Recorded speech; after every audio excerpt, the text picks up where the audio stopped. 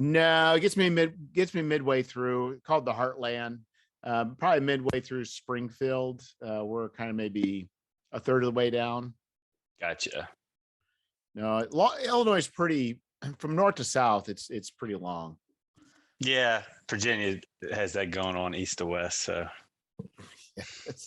yeah, I see all those hiking pictures, and I get like, oh, I'm jealous. yeah, I got to be in the mountains. That's my wife eventually wants to end up somewhere warmer, and I told her it's fine, but it has to have mountains. So we'll see. We kind of Arizona, maybe northern Arizona. Have you been to Utah? No. Oh my goodness, it is so beautiful. That'd be my vote. Yeah. Well, as long as it was warm, they have to meet that requirement. So I guess it's warmer than where you're at, but probably you can get warmer. Yeah. I don't want to get too warm. I told her it's a dry. If it gets cold in the mountains of Arizona, it's a dry cool. It's not this damp, awful Virginia. So it is. So we our stay in Utah was kind of somewhat limited. We were mainly in I can't believe I forgot the name of it. That's crazy. Oh, St. George. And it's about 3.5 hours from Las Vegas. But you're doing an elevation climb all the way, up. So yeah. But I mean, they still get snow, but it's not quite like it is here or there. So we'll see. I'm Virginia for now. So yeah, it's I've not really I don't think I've ever been to Virginia. It's all right. I mean, I love it. The Shenandoah Valley is where I live. Of course, Northern Virginia, it's just a different culture, and then everywhere else, is I like the mountains. I'll just leave it at that. I like the mountains a lot. People I can take or leave. So sounds like you prefer to leave. Well, it's probably be like that for me anywhere, to be honest. So at least where you can turn them off when you don't want them anymore. That's right. I want to have a little control of that spigot of people time. Yes. COVID's made that. If there's an upside to it, it's been an introvert's dream in some ways, that you can be rude and have a good excuse for it. Exactly. Yeah. What do you do for a living?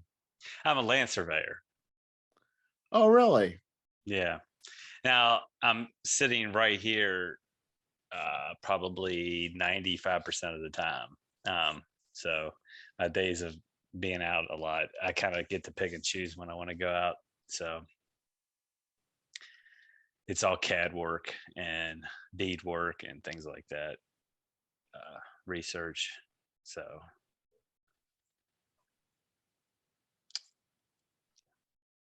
are you liking it? Are you like at the point where you're like, well, I'm stuck here, I'm just waiting till retirement? No, I love my job. I'll probably never retire. Thankfully, I got a job that I can use my brain to do. As long as I guess my brain holds up, I can keep doing it. I really love my job. And yeah, it makes it very fortunate. There's not a dollar sign you can put on that. No, the money's okay. I could make a lot more in Northern Virginia or DC. I could make a lot more doing construction type work, but I kind of I can set my schedule. I have total freedom. So I'm very fortunate in that regard. So you could do this job in Utah? Almost. Yeah, probably. I mean, well, put it this way. I work probably about an hour and 45 minutes from my office, because I used to live an hour from here. I got married, moved a little further south, which was another hour further away from my job. I go up once a week, and that's just kind of to get out of the house. I don't have to do that. So yeah, I could probably work from anywhere and still, although I don't know. I mean, I'm licensed, so I could get into some trouble there, potentially, since I am licensed and signing stuff officially. So uh yeah, I don't know how that would. I'd have to look into that, but I'm okay with Virginia for now. I got the mountains. I got the community I have is online. Uh so which is just fine with me for now. So I haven't reached out to try to see what the gaming community is here. I guess once I feel really safe about it, I might potentially start thinking about doing that. But I'm fine with being online and getting a lot of my socializing done that way. Yeah, I think that's just it. If you can work remotely, they still want me coming in the office. I really would like a job where it'd be less chaotic and I could work from someplace else. Because where I live, it's been called, lovingly called, the corn desert. So it's flat, Yeah, flat. yeah. This is I'm in the opposite. It's if it's not a mountain, it's a hill. So yeah, Southern Virginia is like that a lot. And I get down there and I have no way to keep my bearing. I'm just lost. Where's north? Where's home? you know. So So do you use a mountain range to kind of orient it yourself? yeah, I mean, it's in the Shenandoah Valley, so the Blue Ridge Mountains are on the south, and then of course the Appalachians are run along the north. So I always have a way to pin myself, and not that that's ever really important. I guess. I mean, if I was fleeing an invasion or something, I guess it could be handy. But finding my way to the grocery store, I don't really need the mountain range. But Well, see, what I thought was interesting so I did some cycling. This is probably 30 years ago in Wisconsin, just on my own. We were visiting family, and I realized with the hills, you really can't tell. Like a town could just be over the hill, and you would never know it. oh yeah, Here, I can see water towers for miles, and I know I can look at even the radio towers, water towers, and be able. That's kind of the way I orient, is based on the towns and the towers. yeah. It's very very different. I mean, I guess I would be okay. It's boring. No, you wouldn't be Yeah, okay. No, you wouldn't. Just I find it I find it very boring, and there's a beauty to the topography, that you take the same land, the same streams, the same woods, and you scrunch them up, and it's a lot more picturesque. So yeah, and I think for us there are places, and I think to me, it's sometimes the changes of colors with the harvest times, with the wheat and the corn, and even the winters. It can be kind of very barren and windswept and snow covered, and there's a certain amount of weird magic to that as well. But other than that, it's not that exciting. yeah. Yeah, but I do a lot of hiking, and I do a lot. I spend that time hiking, doing a lot of thinking, and actually a lot of my adventure prep when I was DMing. I've kind of taken a little break right now. I did on the trail. Why don't we stop there, because I think we got a good place to start. Oh, okay, hold on. The danger is we start chatting and I should have been recording. Well, I guess I am recording, but we haven't really officially started.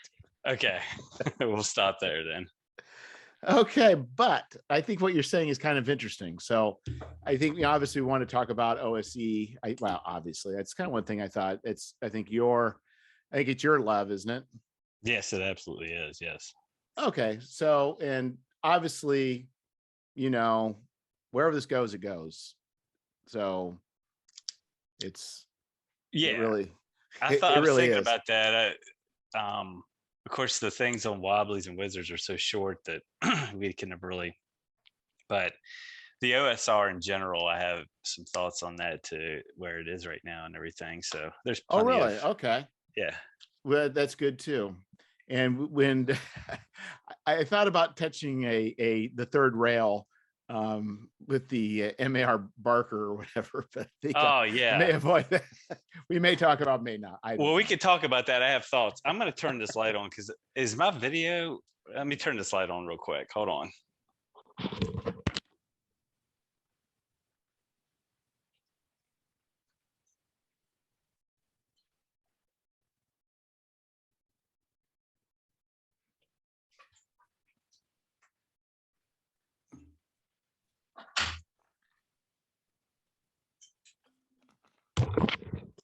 My camera was like wigging out on me or something because it couldn't decide what to do with that light. Anyway, maybe that's better. I have because this is my work desk too. It's like a very bright light I That makes keep sense. overdubbing. Yeah. All right. So we're just going to do, I'm going to say 1, 2, 3, pause a little bit. And I'll just say, hello, Jon. Okay. So 1, 2, 3. Hello, Jon. Hey, Jeff. Hey, it's finally get to have you on. We've been kind of, I guess, chatting back and forth for a little while, and Yeah. I've enjoyed you being on the Wobblies and Wizards. So I thought, well, you know what, Jon would make a great person to have on here. Well, I hope I don't disappoint. Well, you're doing good so far. Oh, good. Exciting. Yeah, and I think in how I know you, as far as especially from the Wobblies and Wizards, and probably some assumptions were true, is the love for, I think, a lot of the OSR, but especially old school essentials. Yeah, I'm kind of the resident evangelist for the OSE for sure, old school essentials, and the OSR in general, in my gaming group. So I I often defend vigorously all those aspects of gaming. So To what aspects are you defending? What are the opponents throwing against you that you I must throw think up the shield of faith? the first time I really had to, come to the defense of old school gaming was they recorded a podcast without me about Dungeons and Dragons art, and they started in with Larry Elmore. So I got with Logar and I told him, listen, we have to have a little update, and we spent 15 minutes talking about 76, 77 to 82, the art that I find the best period for the golden age of art for Dungeons and Dragons. So that's one aspect, and then well, I wouldn't say it's a golden age, but it encapsulates a feeling. yeah, I guess it's a golden age in that, I mean, the golden age of comics, the art wasn't, blowing you Right. away, but it set the standard. It kind of defined, it matched the style of play so well. And I didn't know that until I was an adult, and other people more articulate than I kind of expressed their love for those old artists, Sutherland and Trampier and our Trampier. And yeah, so I recorded a whole episode where I kind of defended those artists, and when anytime that there's a OSC anything going on, I try to be available for those type podcasts as well. So I'm a moderator on the OSC Facebook group.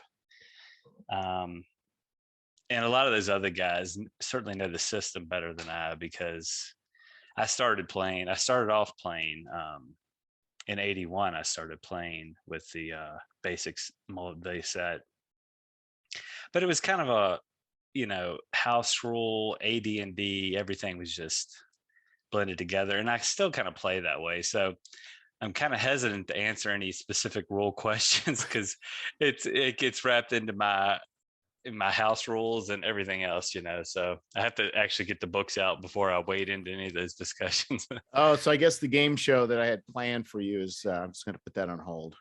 No, yeah. Well, no, that's taken. It might be Player's interesting to handbook for see. 300, please. Yeah. Yeah. The That would actually be a lot of fun. So fire away. yeah, no, I the problem is I'd have to do a lot of research because I'm definitely I'm not well versed. I jump around so much that my brain has lost large amounts of information. They're scattered about throughout the ether, I guess. But Well, that brings up a good subject of why I like OSC so much. But yeah, my brain has always been scattered, and I always struggled with rule books. Reading them, understanding them, staying focused. That's why I had this house rule mismatched, play style forever. And OSC came along when I was kind of getting back into gaming. I heard a lot about it and I kind of avoided it. I had BX, that's all I needed. But then I finally picked it up, and man, it really clicked with me. And I don't know, I think it's true with a lot of people, and it's probably a lot of people like me that have some type of attention issue, or I have no idea why I struggle with these dense rule books so much, but I do. And well, OSC was they're just not presented well. The information no. is not logically laid out. It's not presented well, there's so much art and weirdness in the layout. I'm not just talking about like a workboard, but I'm just talking about just in general. It's sometimes just overwhelming the way things are presented. Yeah, and at least the older games had white paper with black ink on them. Yes. Now, when I got out of gaming, they just went crazy, and you pick up those books and they look like art books, and you can barely read the text, and you can tell that the art's definitely taking center stage on the layout and design of those books. But yeah, so Gavin Norman took BX and kind of ripped it apart and put it back together very faithfully, and just presented what I think is the best laid out role playing book I've ever seen by far. I kind of wish he would do it to AD&D. I wish he would do it to some other old systems that I really love. But those would be pretty massive projects. Yeah, and I think right. It's the arranging, the cutting, the editing, but man, he sure scraped away a lot of the fat of the text that just did not need to be there. You got, at least for me, I bought the rules tome. It's all there. One little book, flip it open. There's your rules. You don't have to read more than the page of any complex system, and it's right there. It's a lot of times it's just a column or partial column. Yeah, and he just and it holds my attention. I can read it just for fun, not that I sit down and read it from cover to cover, but I love it. And I've seen a lot of his adventures are the same way, and I've seen a lot of people kind of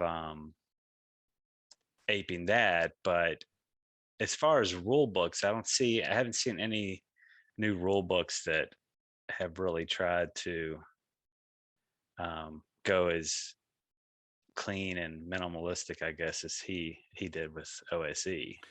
No, not without really, right. And to have a complete unified system that's recognizable, right?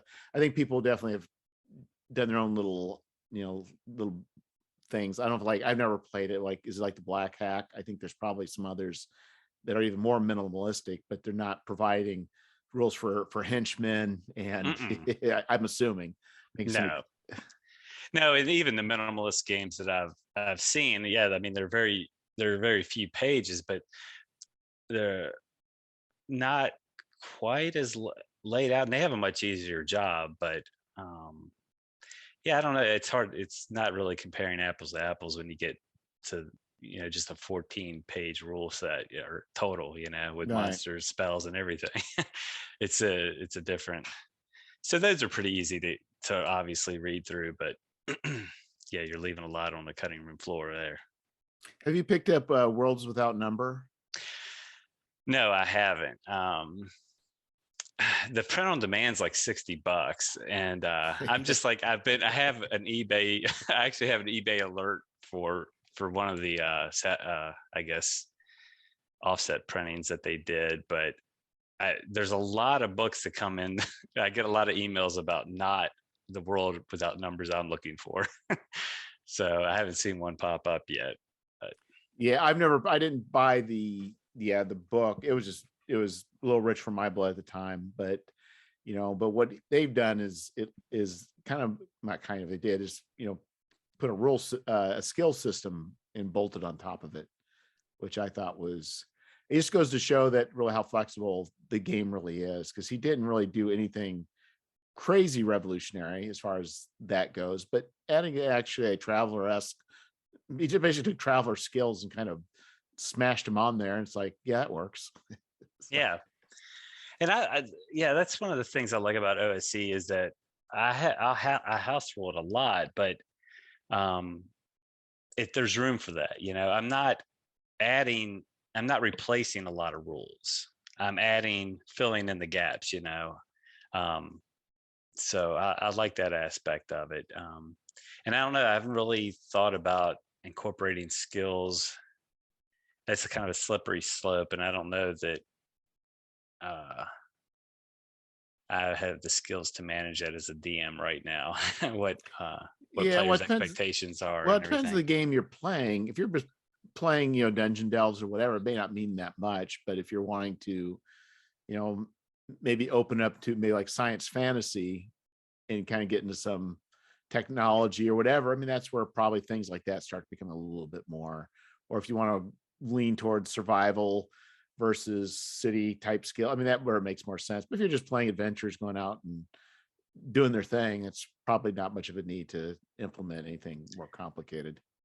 Yeah, you probably also need a DM or a referee that is open to, if you don't have the skills and you're just using your own creativity, you need a DM that will work with you. If he's just like, no, it's not in the book, you can't do anything, then it can be very boring. And I guess at that point, it would be nice to have the official skill list. I have been in games where,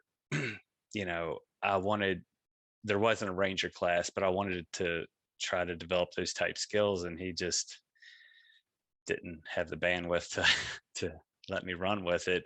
So, I kind of wish that I did have that more minutia in the rules at that point. But I always try to be very accommodating to my players, as long as it's not too ridiculous. So I thought about, what if you were to create a series of occupations, and then you just pick one, and then maybe every so many levels you get another one, and it could range from blacksmith to beast riding to whatever. And then whenever you want to do anything, you say, I am a blacksmith and I'm going to use this stat to figure this out. yeah, and I totally do that. I have I think I had a character that I went ahead and rolled this isn't a Hyperborea game. I rolled on the secondary skill table, and I was a roper. So, man, anytime that we need something lassoed or something tied down, I'm your Huckleberry. I would, yeah, and it wouldn't be automatic, but I would certainly have an advantage in doing that. So yeah, I love that, adding those backgrounds. And I haven't, Karen and I guess Into the Odd and a lot of those, I haven't played around with them a lot, but they have that, like there's no class, but you're kind of defined by your life experience, I guess. And yeah, and I think there's a way of, you could give some players, like, the ranger, you could just still be a fighter, or you could even be a thief, whatever, and you just pick ranger and you just want to do fun things like tracking or whatever it may be. And then maybe So the thing I was thinking about too is, I would like to create a setting where characters can ride. Did you ever play Star Frontiers? No, I did not. I'm Okay. vaguely familiar with it. Okay, so they basically there's a Star Frontiers module. It's a series of them about Escape from Volturnus, and the greatest crime that's committed, I think, of any module that they did this is that they gave you the opportunity to ride like these little dinosaurs, but you don't really get to do anything with them, and it only lasts for a little bit. It's like, what if you had a game where you could like have an axe beak or a dinosaur like that, and now all of a sudden you could choose to go that path and make use of that. And it's like, there doesn't really seem to be much in as far as way of rules of doing anything fun like that. But again, you wouldn't want just maybe anybody having to choose that. But if that was your option, you say, you know what, I ride axe beaks in the battle. And that might be kind of cool. And I don't know ways you could implement fun rules around characters doing stuff like that. Yeah, well, you have to be super, super careful because the thing that I'm finding out is that these game designer types put a lot of thought into things. Yes. And I was running a module, an OSE module called Hideous Daylight. And we actually just had Brad Kerr on the show, and I kind of cornered him about one of the magic items he added to that. It was called the Shovel Blade. So it's just basically a shovel with a sharp edge that you can use as a weapon. But twice a day, you can instantly dig a super deep, long tunnel. And I thought I think I cut it back to once a day, and I thought, oh, that could be interesting, if they have to get in and out of anywhere. Well, the next module I ran, they had to go up against a small black dragon, was the whole premise of the module. And they were supposed to spend a lot of time kind of investigating, how do we defeat this? They needed to find some weapon, all this stuff. They went straight for the dragon. And the first thing he did was he wanted to dig a pit for the dragon to fall into immediately. and it, I let him run with it. I was like, oh, that's a great idea. And I came up really quick with some rules to work that out. And they ended up defeating him barely.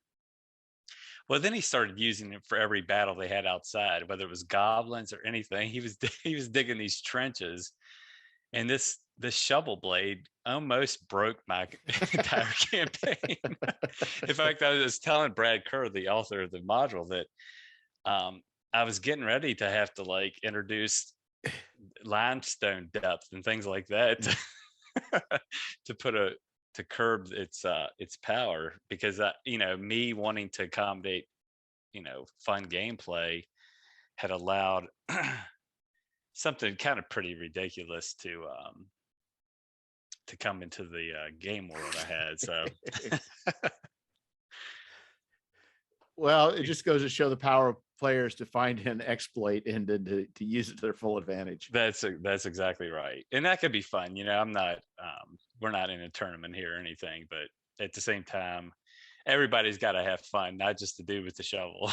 Well, that's true too. Yeah. But the thing is, everybody's so squishy in these games. So it's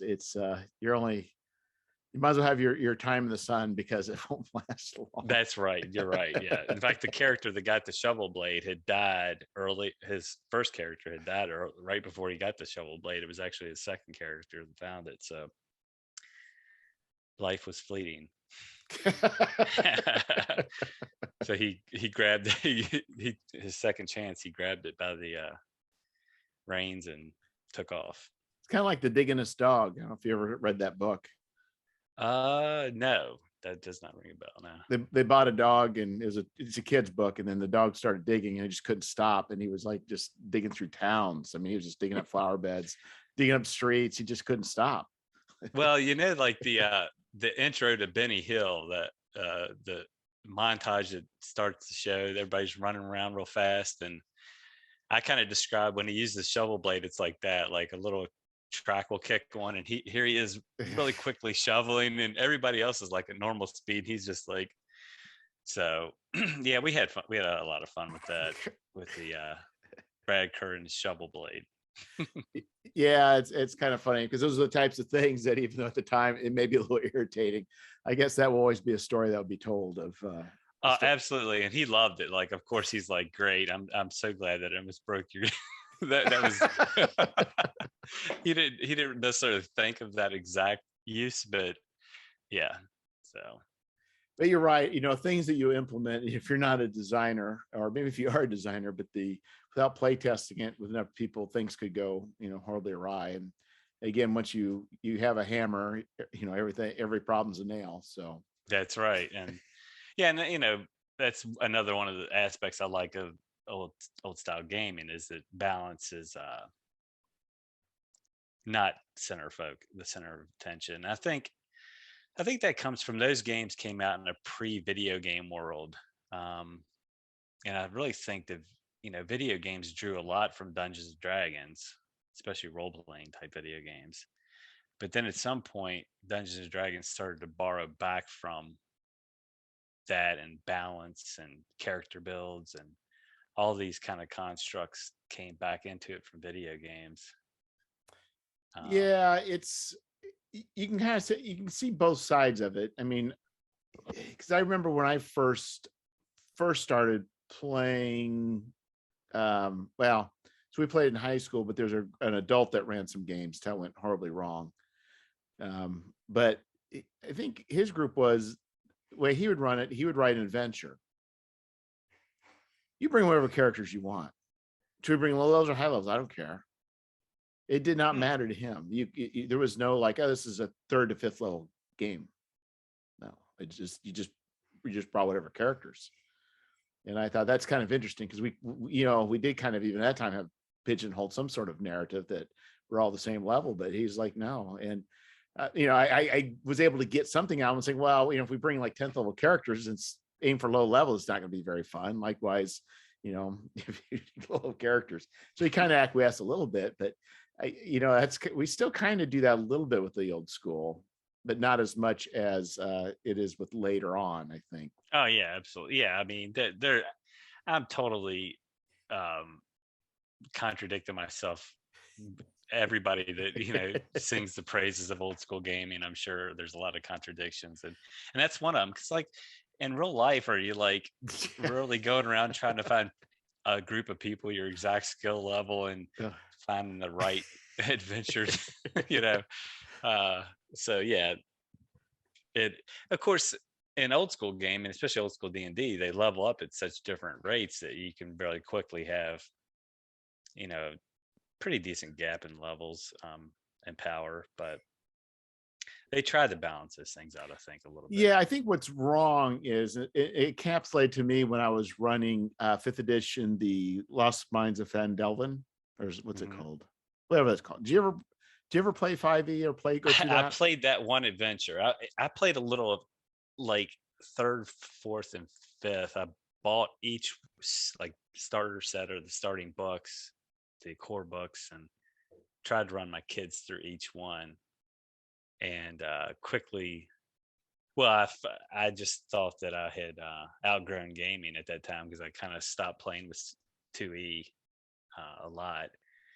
And I thought, well, I guess I'm not getting it. And maybe it was the additions. That's what I'm gonna say. But yeah, I did. So I did run I started the Lost Mines of Fandelver. Yeah.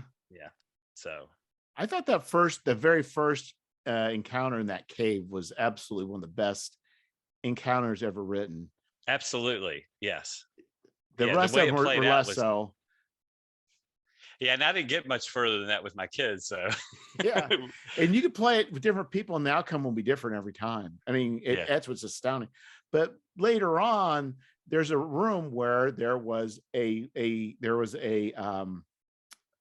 lich in this room, and he was in the same building as these bad guys, but he wasn't with those bad guys.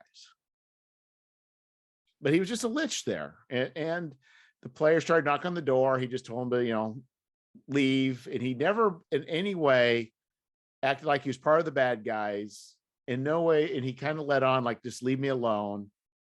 And the guy just said, I'm just going to kick open the door and kill this guy. and there was a lich. She's like, there's a lich. You have a lich in this room. I'm thinking, who goes in thinking you just kick down doors and everything door you kick open is going to be a well-balanced, opposition, as if the storyline would be you just kick open doors all day long because you always have an upper hand at whatever's inside. Like, that's insane. Yes, it is. He had no reason to do this. He presented no threat. He obviously wasn't part of the bad guys. And you just kicked open the door. And that's where I think that was kind of harking back to some of the old school stuff where there could be a big threat, but you don't have to fight it. You shouldn't fight it. You probably should just be smart. You should probably parlay with things, talk with things, understanding what the situation is, not just going there and just saying, you know what, everything is balanced, so I can just kill whatever I want. And once I run out of hit points, I'll go to town and re-heal. Yeah. Yeah. And that's, I don't know the other editions well enough to know, but OSE BX had the reaction roll when you first meet enemies that are potential enemies, I guess, that aren't clearly enemies. You can roll, and there's that, and then there's morale. You can track that, which can just, those two things can totally flip. You have to be prepared, because as a DM, it can totally flip your expectation of how you saw this playing out. We did a Hole in the Oak, which is one of Gavin's own OSE modules, and one of the big baddies in this is this mutated ogre that's just like, would be a terrible opponent. They didn't go in guns blazing. They tried to talk to him first, and I rolled a 12. Well, that's the most friendly roll you can have. And he even said in the description that he likes to eat halflings and gnomes. So we had a halfling in a party, and I just played it off that he was constantly trying to barter to get the rest of the party to give this. But they use this guy to help him out. He got these evil gnomes are in there too, and he got to eat all the evil gnomes, but he helped them, and they used this guy to kind of help clear the dungeon, and if I had not rolled a 12 right there, it would have been completely different. The entire way that adventure played out would have been completely different. So yeah, it's kind of interesting if you present, as far as adventure. I think especially when you're dealing with like longer adventures, like what I think 5th edition's trying to do, or it's a campaign. If all it is a set piece and these things are here, it leaves a lot more open to what could happen, because you're not expecting a certain outcome so you can go to the next stage. It is like, I have no idea what's going to happen. That's right. Yeah. And that's, you have to be able to think on your feet. You have to have players that are engaged. But it's just it's the best kind of gaming for me. It's having it be deadly. You got to have the deadly, or you will always have the kick down the door and run after the lich kind of play going on. Yeah. And you have to have the opportunity for unexpected. Maybe the mutated halfling eating ogre is in a good mood that day. Right. And yeah, so, and I haven't honestly played enough of the other newer versions. I've listened to playthroughs, what do you call them, online, of different editions of different story-based games, and like yeah, I don't know what they're called now. Now that you say that, now you put doubt, you put a virus of doubt in my head. It's actual plays. No. Actual plays. Yeah. That's what it is. So, and it's just not, I don't want anything too collaborative. Like there is not necessarily a story here, but there also doesn't necessarily have to be a story. I don't need, I want the players to be creative, tell me what they're going to do. And the outcomes should be pretty obvious for me to adjudicate. without just becoming story time for the whole group.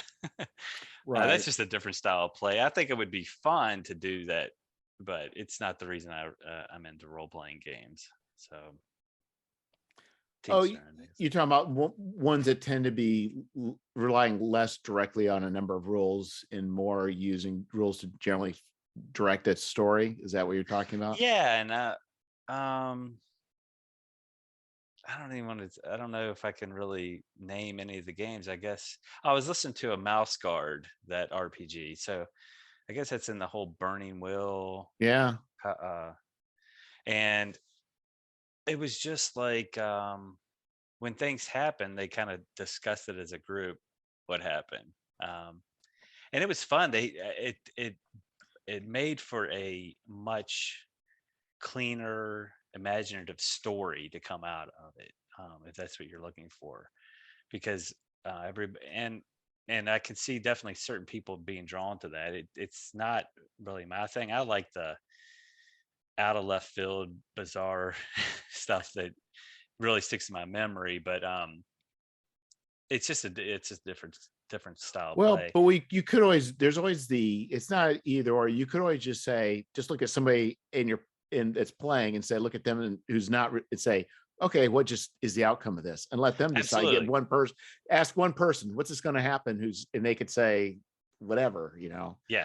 No, and that's great. Like I want to, I would kind of do want to do more things like that, and maybe that would even be a slippery slope to I'm going to be playing mouse card next year or something. But um, yeah, so no, I like that idea. It's just I, story by committee. It wasn't really grabbing me when I was listening to these Yeah, actual by plays. committee might be a little much. I agree. But like, for instance, there was a game, like some games like Cortex, you can, and like Fate, maybe you can get like some sort of disadvantage or some sort of negative tag to you. And now I forget, from I'm blanking. But sometimes as a GM, it's harder to like think of things all the time. Like, okay, you took, instead of saying maybe you take an injury and you lose hit points, maybe you have a D6 that goes in a pool against you whenever you roll. But Yeah. but that could be a sprained arm, could be a lot of things. And throwing it back to the players to come up with, even for their own characters, a lot of times can be helpful. If but I don't know that but I think the thing is with D&D, it's so mechanized, there's really no sort of uh, complications that are really narrative complications that have mechanical effects aren't thrown out like it is with the other games. No, and yeah, for me, the reason I would hesitate with that is it's just something else for me to track, a condition for me to track, kind of. And yeah, I thought about that with just starting off simple with like, where we have critical hits and critical failures or critical successes, 20 or 1. And instead of just saying, okay, 2 times damage, um, I can give them a choice. Do you want 2 attacks this round? Do you want to disarm that? Give Yeah. them an opportunity to weigh in on how this kind of scene is playing out. I definitely want to incorporate more of that kind of material into my DMing. I talk about it, I think about it, I take hikes and daydream about it, and then I sit down at the table, and I'm so busy wondering who's attacking next that it's all gone. It is kind of funny. It's because it seems like, because I don't GM that enough, but it's like your brain's in a different it's in different modes, in different space. It's just but you're right, you're doing all these calculations, you're trying to think ahead, you're trying to make sure everybody's getting the proper amount of time. It's just, and to try and sometimes be a little bit more proactive on these things, it's or introducing new things is hard. Some Being creative, yeah. Yeah, some games do kind of have those things baked in, and I think it makes it, as part of their mechanics, it does slow down the game. Yeah. Those things do slow down the game, so that's the downside. Yeah, it's always a trade-off, you're it's always a trade-off. You're and the trade-off you're usually making is time. If you want to have a very um strategic, battle with minis and terrain, and measuring feet and line of sight and everything. I mean, that could be really fun, but you're clearing 2 rooms in a 4-hour session sometimes, so it's always a trade-off. And like I said, and even with the narrative things, the trade-off is usually time. You're slowing things down. Well, I think like one thing you could do is, like, for instance, if somebody was to say you're just to do somebody rolls a 20 to get a critical success, what you do is you give that person a D6. And you can say, you can keep this D6, you can give the D6 to another person, but whoever gets a D6 gets added to the next roll.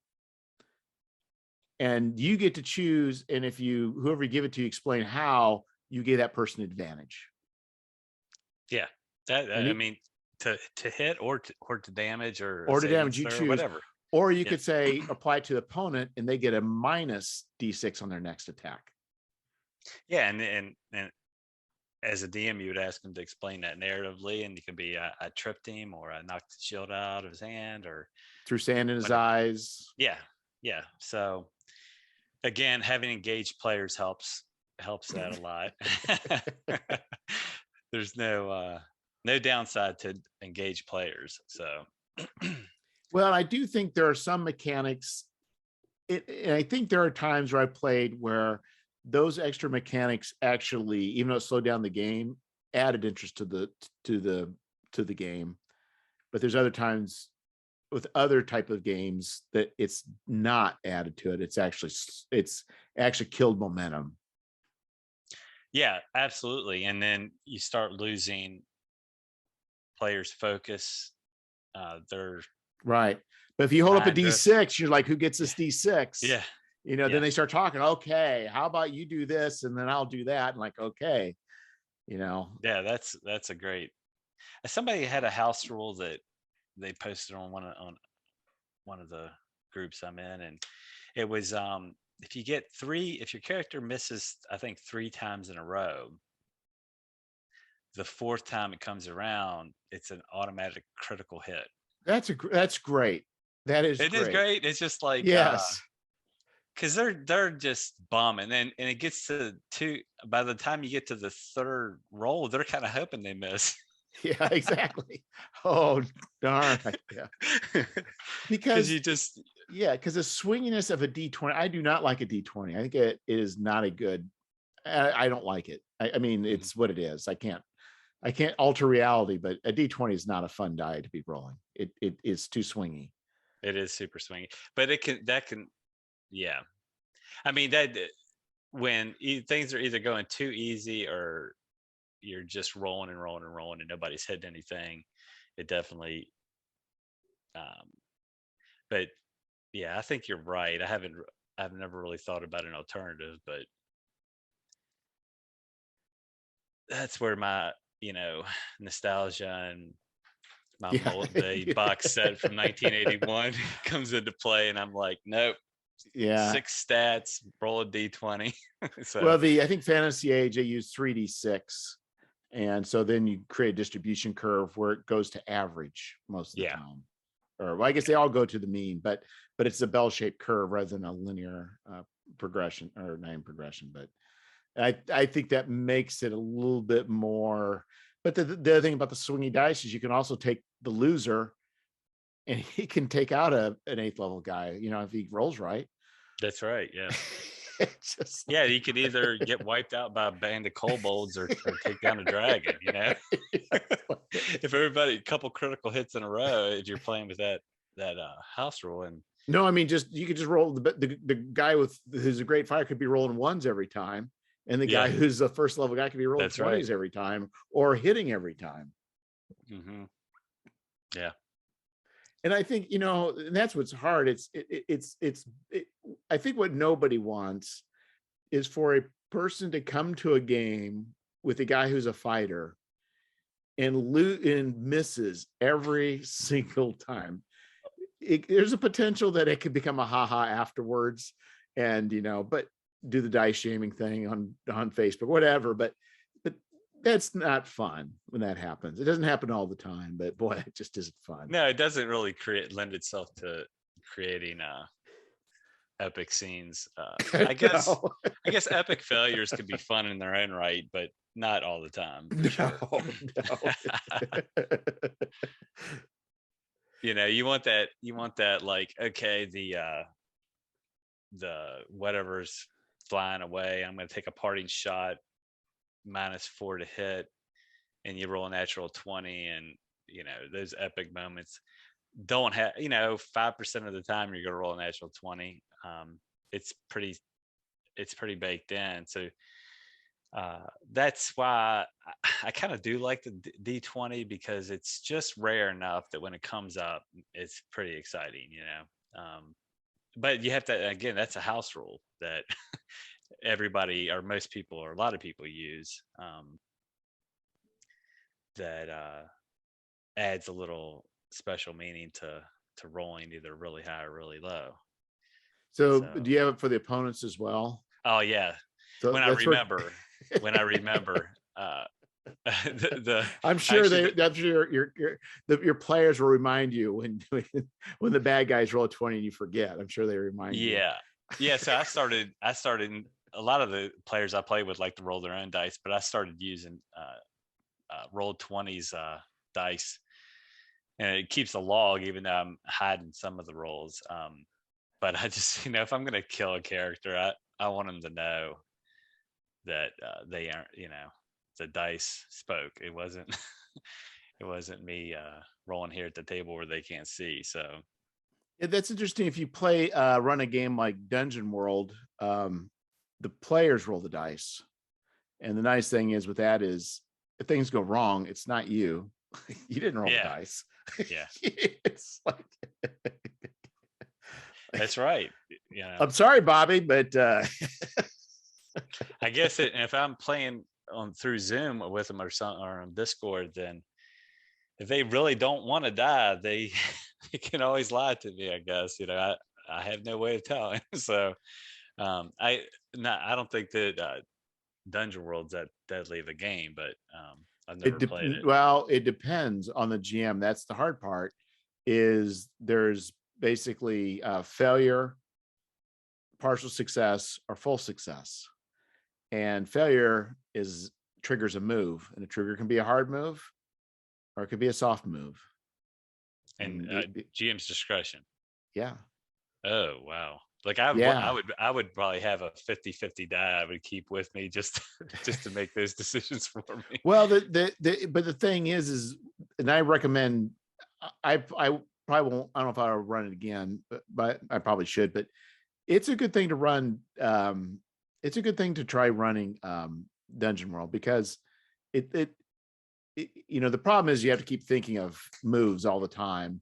But the thing is, you realize there can be things more interesting than dying. Yes. And the move may just be, it may be something that you come to realize something, or it could be here foot steps coming of additional guards coming. It could be really anything. And it's not just related to specifically the combat. Yeah, it's interesting. I don't know a lot about that, but yeah, I have tried to branch out and play different systems and certainly read them, because you can always pull things from them. So yeah, that's a good point. And speaking of doing a lot of reading and trying different things, there's so much new stuff coming out. When I first got back into gaming, I guess the OSR just kind of started to take off, and I actually wasn't playing it at the time, but I kind of considered it getting back into it. I guess it was pre 2010. But at that time, it was just a bunch of old guys like me kind of rediscovering their passion for old style games.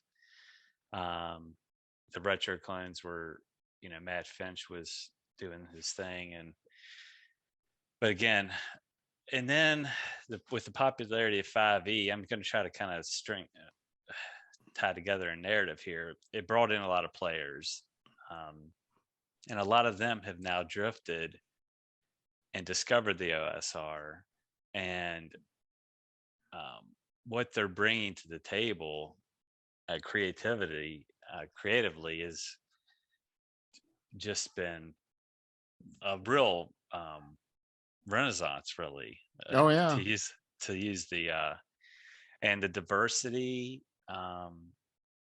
and they're really,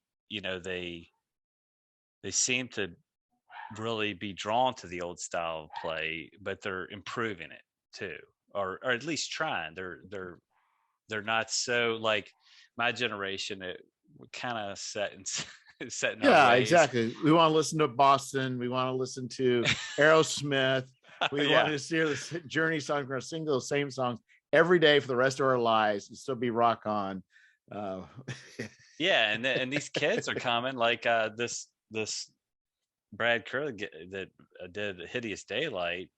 I don't know how old he is, but he's definitely younger than I am, and a lot of other people are just blowing the doors off, and I just love the contribution they're making, and I think it's kind of saving the OSR right when it kind of needed it. A lot of negative elements came out, started to come out with a lot of the kind of first generation of old old dudes making games. And right when all that was happening, all this new, diverse, creative talent really just came on the scene and kind of took over. It's theirs now. yeah, I think what happened was originally, I think it was the Forge was a place of indie game development that was going on like crazy in the Mhm. early 2000s. And Yeah, it's everybody talks about Google Plus. I was busy Oh, raising kids. this is different than Google Plus. This was like Yeah, a forum, but Google Plus was huge. Oh, yeah, yeah. I'm sorry you missed on Google Plus because I still am sad about it. It's been yeah, all these years and it still hurts. yeah. I missed it, but the thing is, like, I guess a lot of it's gone, but a lot of that stuff's still there, and I've definitely done my homework. Pouring back through a lot of the work that was done, and Well, I think what's happened is the indie game movement started with like the Lou Cranes and the John Harpers and all Mhm. these people. And I think it kept going and going in weird directions. And I think then it developed an independent way of looking at games and looking at games in different ways. And I think then people started then grabbing a hold of the older, like the OSR, and that spirit of, hey, we can tinker with this and play with this, I think started taking on. That's where it kind of branched on. So I think the people originally were in it were maybe creating much more complex systems. But as that kind of worked its way through, then people looked at the OSR and said, wait a minute, we can think about things differently and simplify the mechanics and have a great experience. yeah, and still everything's compatible. Because it's so rules light. Who cares if your AC is 1 point off in this system versus that? It doesn't really matter. I can pick up a lot of these systems and run them with whatever I do and not even think twice. And I think it's like they were inspired by what maybe they thought old school gaming was or what we told them it was. I no, actually, I will say I think a lot of these are probably more true in spirit.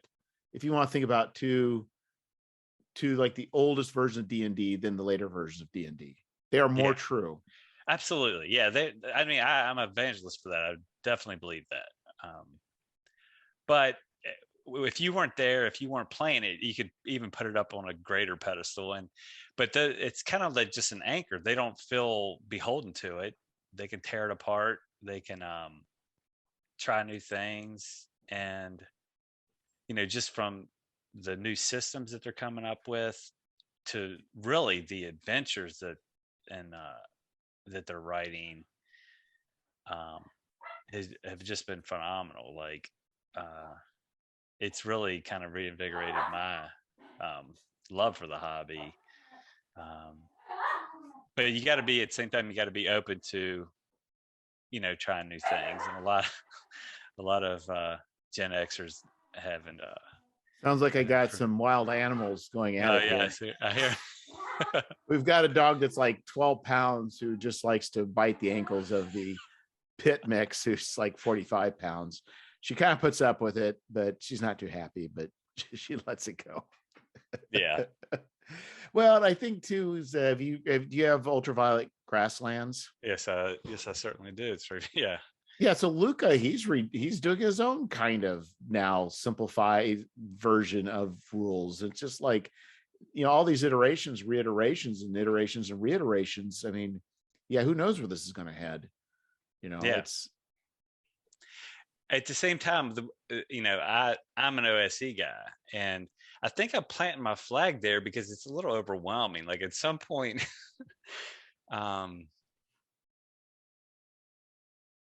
I don't like, I'll read your system, but if I see anything I like, I'm just going to tag it into OSE. I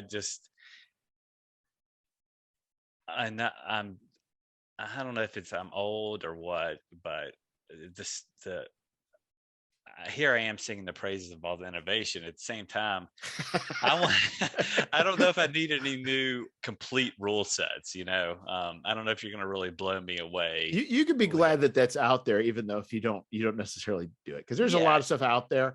I'm glad people are doing it. There's stories about about ponies and whatever. It's like, not for me.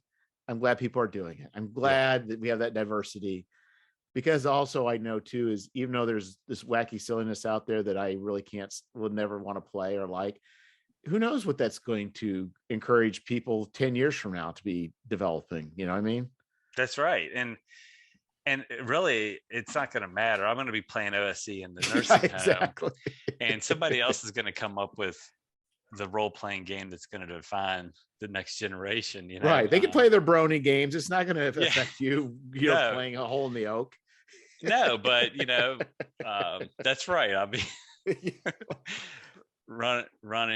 You're in the middle of a game, say stop. Somebody's playing it wrong out there.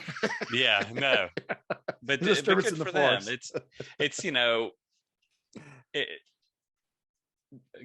Gary and Dave kind of started it, but it's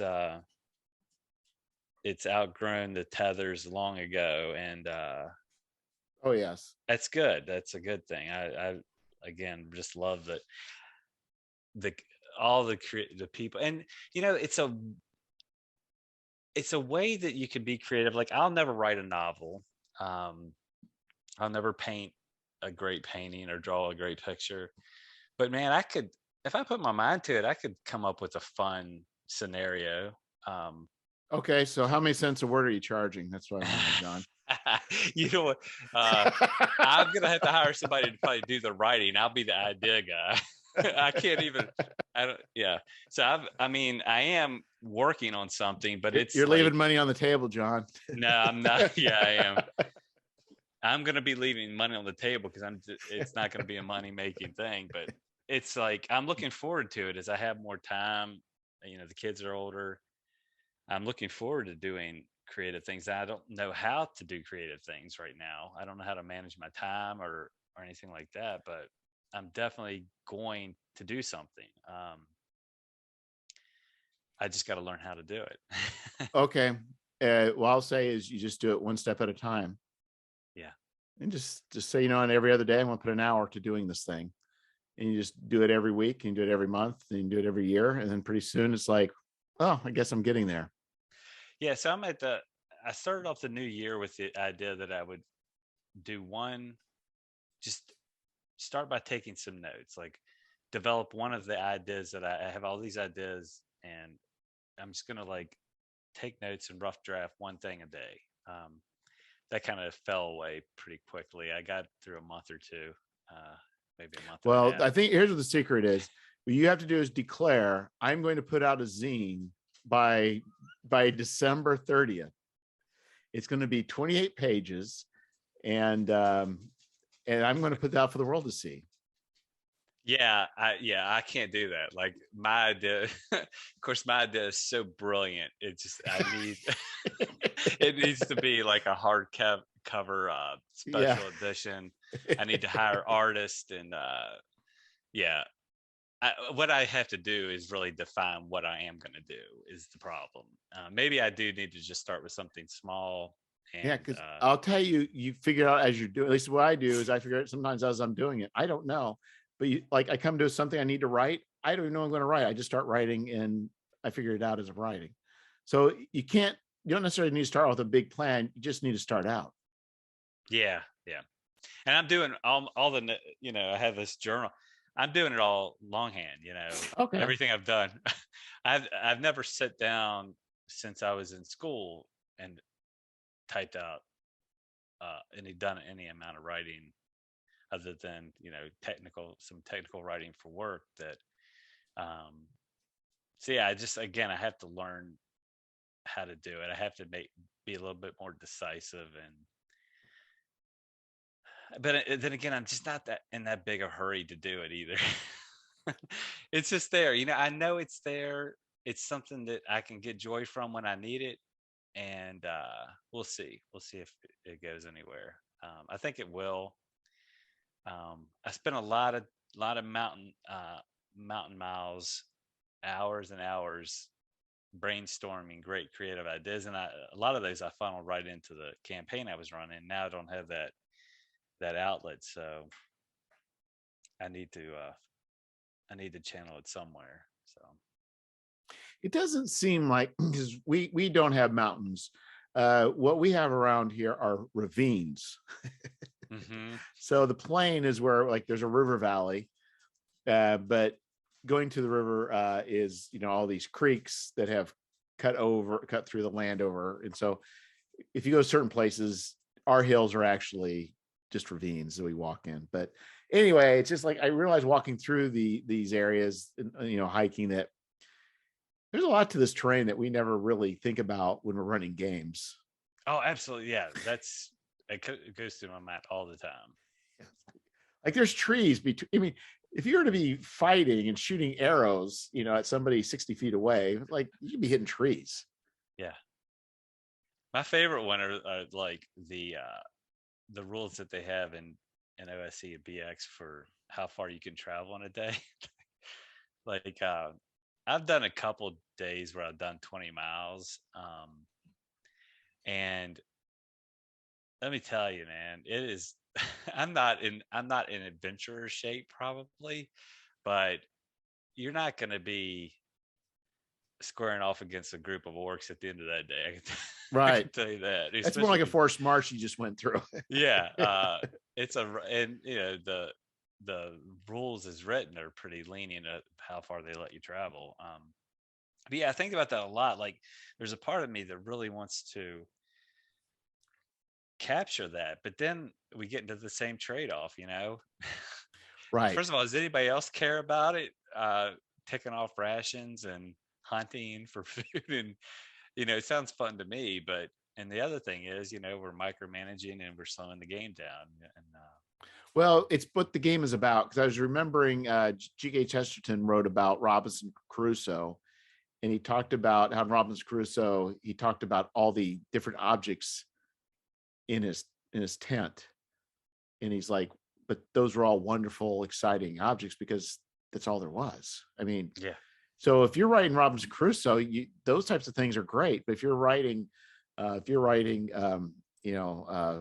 Hobbit, nobody cares about those little odds and ends. So I think it depends on the story you want to tell. If the story is about privation and survival, then yeah, it's very important. But if all you are is a bunch of 7th level guys going to go kill some giants, yeah, counting arrows it's mind numbing.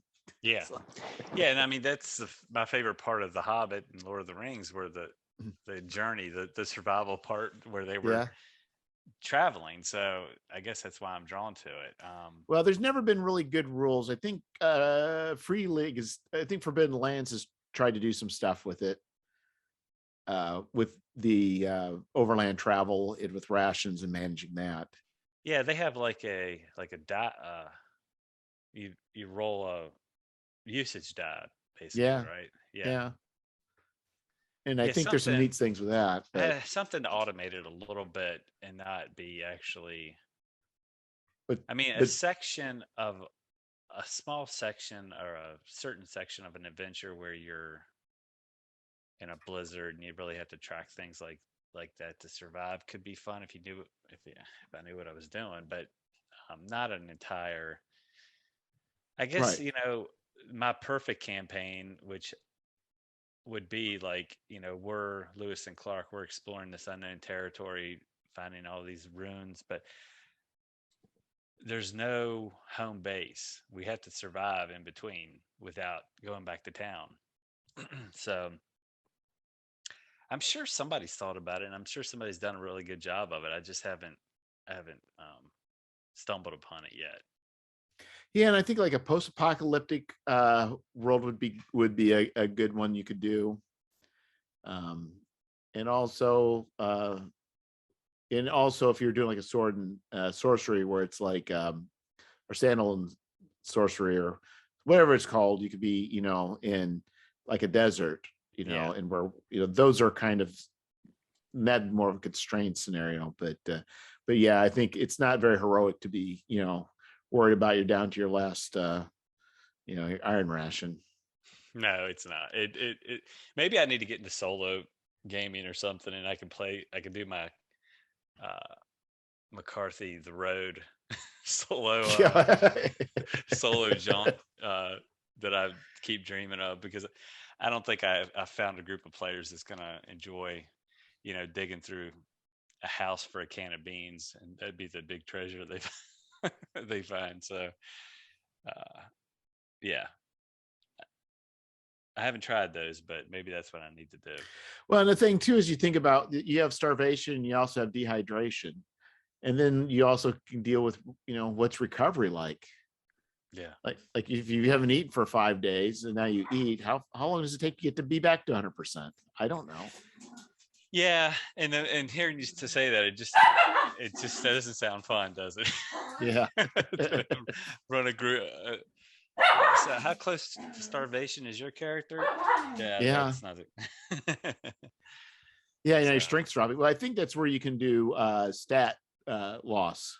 yeah, yeah.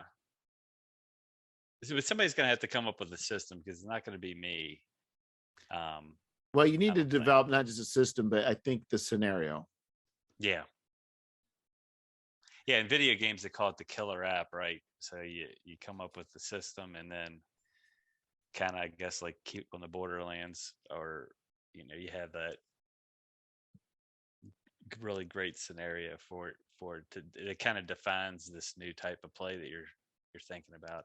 Man, that is so far out of anything that I'm ever going to accomplish, but I'm good at daydreaming about how cool things could be. Yeah, there is a certain amount of truth to when you try to put things to paper, or try and communicate to other people, or it actually working in play. I mean, those are all the different areas where things can trip and fall. Yeah, yeah, that's true. Yeah, and I think for me, I've never had any necessarily grand schemes to put to paper. I've always tried to keep things limited, but I think it's just because my attention is that way. Some people are writing about worlds and creating kingdoms and doing all this stuff, and it's like I do something that's like, okay, time to move on. Yeah, yeah, no, my attention span, yeah. So yeah, I mean, that's what you're working on now, is an OSE um, adventure, right? Or is it a It's setting not an adventure? adventure. Oh, it's not. Okay. It is. It is a thing. Yeah, it's What kind of thing it that's kind of is? what I'm working on too. A thing. It's not really an adventure. So yeah, There's no adventure. There's just things, and yeah. So Fane of the Fly God is what I'm working on, and I'm actually waiting. My daughter's been doing the layout. We're probably maybe maybe a third done with the layout, but and I actually just decided to do it OSE out of just marketing reasons.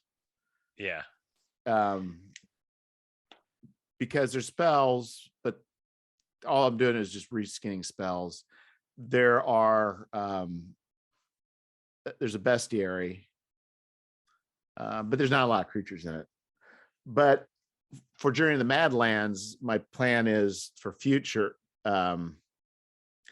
So Old School Essentials, they're supposedly going to come out sometime with a post-apocalyptic game, right? Yeah, but yeah, I believe Gavin said that'll be after he finishes Dolmen Wood. There may be something in between too, so it's still a ways off, I think.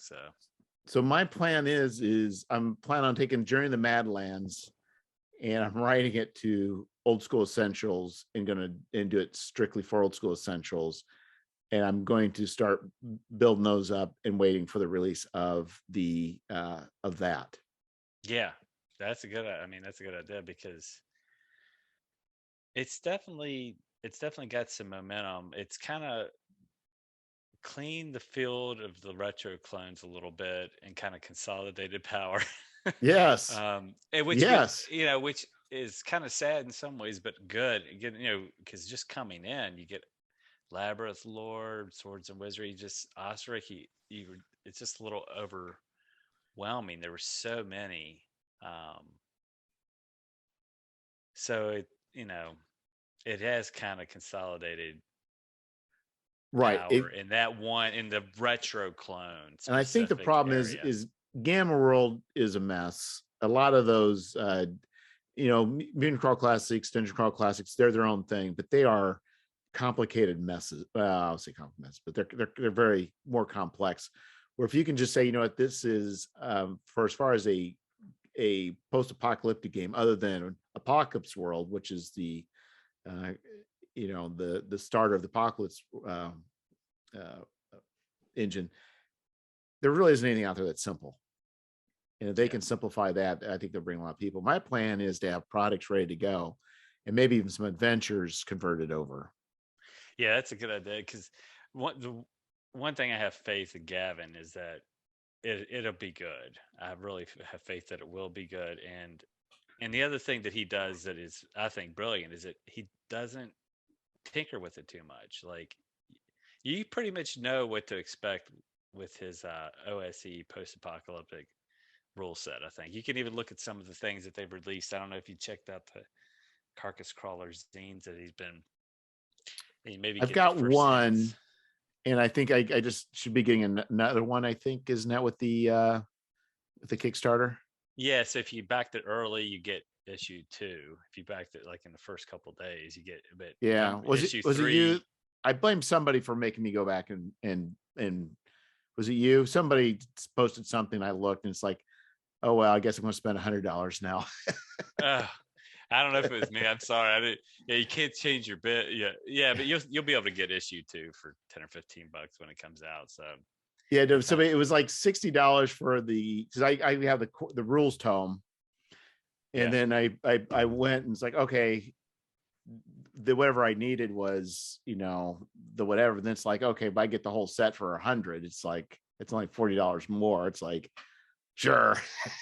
like I have zero interest in using those modular books. It's completely collectible collection thing for me. It's like I have all the books. I even made spiral bound versions of them, of the advanced rules. Oh, sure enough.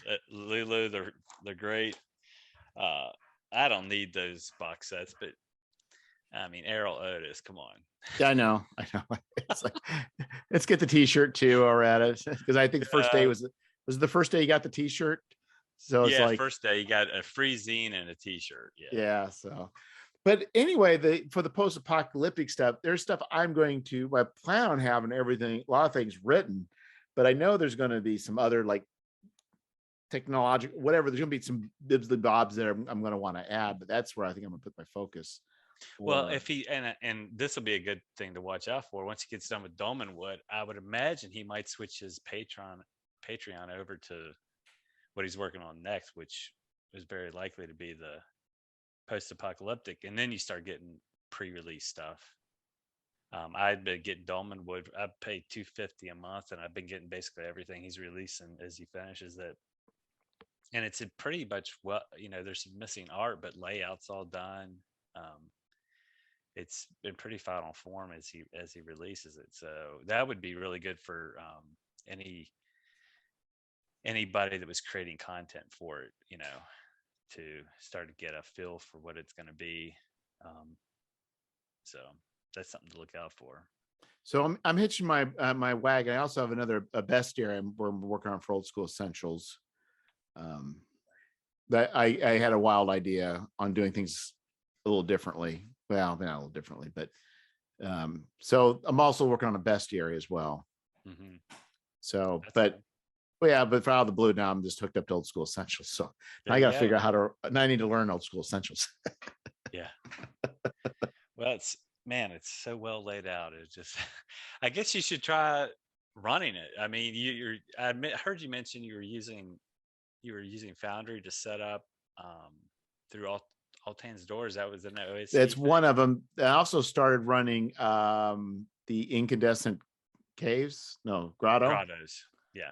So I've started that with my son, his friend, and his friend of mine, his son. They're both friends. So we only got through sickness and weirdness hit, but we've been starting to go through that, and we're gonna move it to Friday night. So yeah, I'll be getting that going.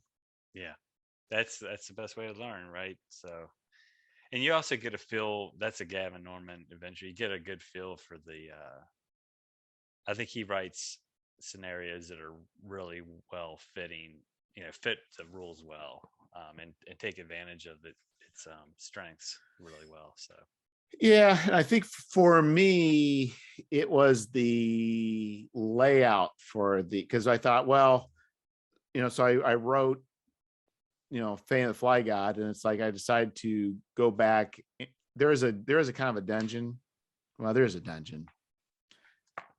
There's a dungeon of sorts in there, but I decided, if I'm going to hitch up and say Old School Essentials, I need to actually look at the formatting, and so I reformatted the dungeon,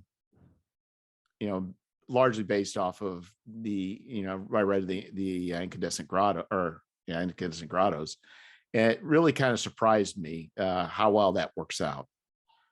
Yeah, no, they're great. Yeah, yeah, the layout just continues. I mean, I'm looking through it right now. It's just I'll never want to do box text again. I'll never want to. Yeah, I think there's still place for it. I don't know for me if this is the silver bullet, but it is definitely took it to a different direction and made it very usable at the table. Yeah. Yeah, I mean, I find when I start reading the box text, or if I'm not prepared as well as I need to, or I look up at my screen and I see my players, looking at their other screen, and and I'm like, I'm reading to a group, nobody's paying attention to me. So even if there's box text, I won't read it out loud. I just give them the bullet points. And well, I think a lot of ventures they get carried away. Yeah. Yes. And I think there's ways of using more memorable text. In fact, Dan Wilson pointed me to somebody. I forget who it was now. He recommended to look through my Discord, but there's somebody that does a very good job with just using a minimum amount of words, but a maximum amount of impact with those words. Yeah. Now, if you can be pithy, that's great. And honestly, I thought about if I ever get far enough along in my project, I probably would want to hire somebody just to, help me write in that way, in a, tighten it up for me. An editor that would be maybe even more than an editor in some ways. But yeah, so short of having that kind of talent, these bullet points and incandescent grottos are great. Right.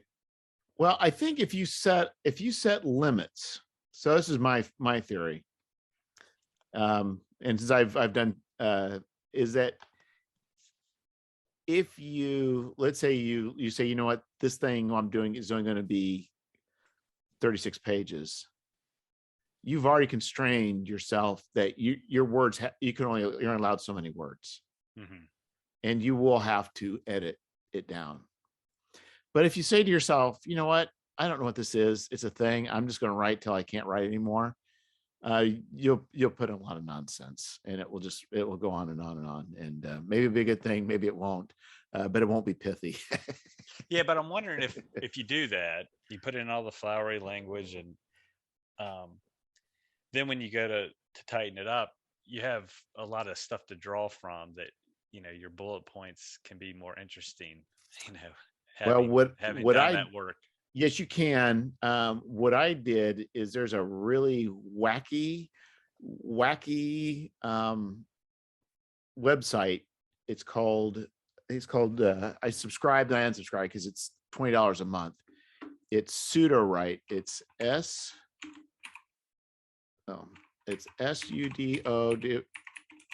Yeah, Sudowrite.com.